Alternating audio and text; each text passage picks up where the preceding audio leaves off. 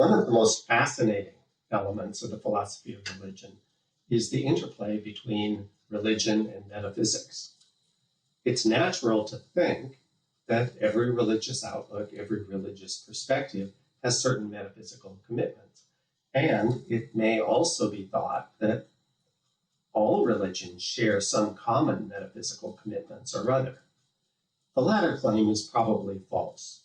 There are, for example, theistic as well as non-theistic religions, and it's hard to find something more fundamental to a religious outlook than the question of the existence of God.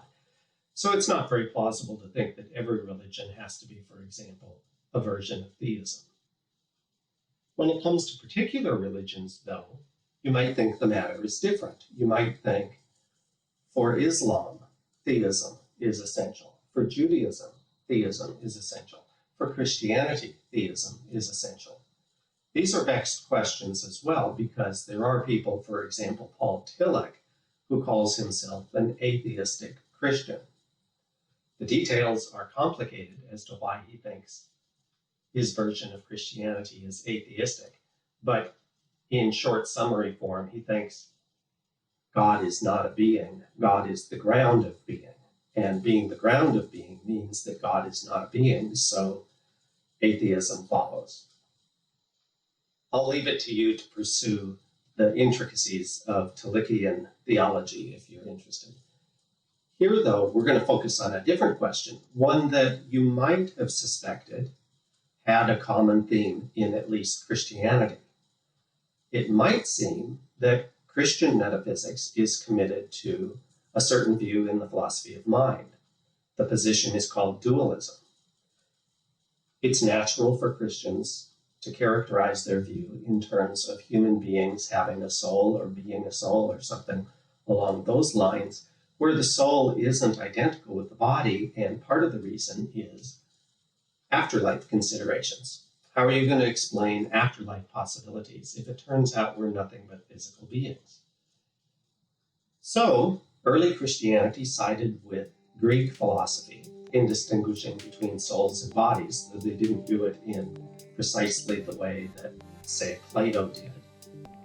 There's much more of Hebrew and Jewish thought in early Christian conceptions of the soul, but they are dualistic positions. So we have on the one hand dualistic position, and we have on the other hand physicalistic or materialistic positions. These are not, of course, exhaustive of all of the possible options there are in the philosophy of mind about the relationship between mind and body, but for Christians, they tend to be the ones most discussed.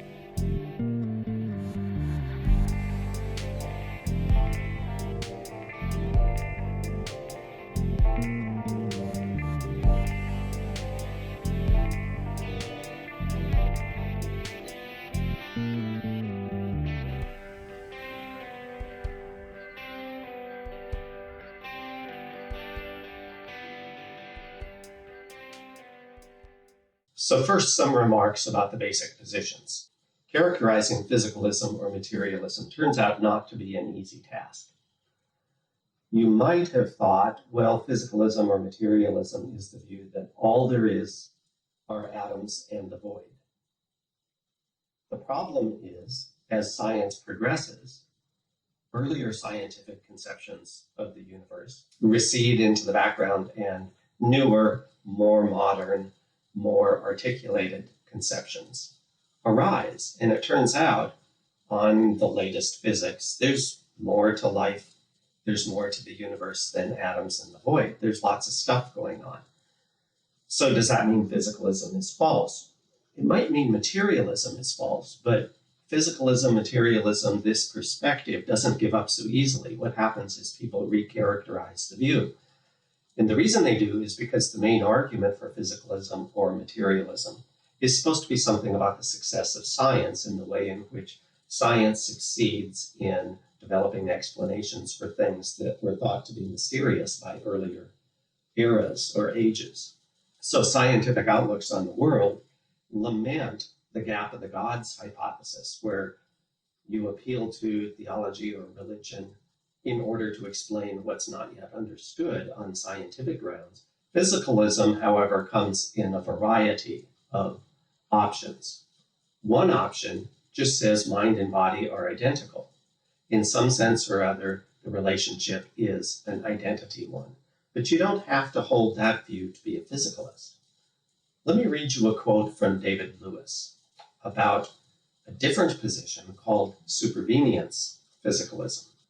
David Lewis says, a dot matrix picture has global properties. It is symmetrical, it is cluttered, and whatnot. And yet all there is to the picture is dots and non-dots at each point of the matrix. The global properties are nothing but patterns in the dots.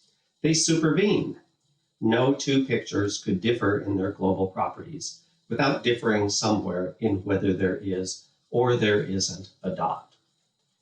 Lewis appeals to this concept of supervenience to explain why physicalism could be true in spite of the fact that there are some global properties of things that seem not to be the same kinds of properties as we found at the basic level. And he uses dot matrix pictures as an example of that.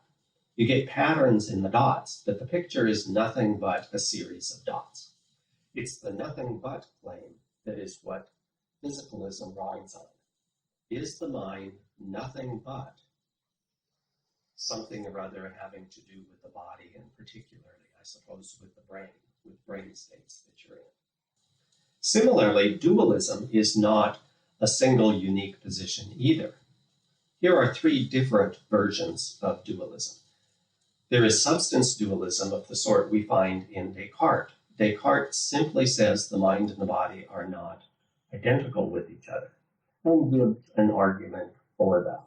It's a kind of conceivability argument. Descartes holds that in some sense we can conceive of our own existence without conceiving of the existence of our body. And because we can do that, we have good grounds for concluding that the soul or the mind or the person, something in that domain, is different from the physical stuff that is our body.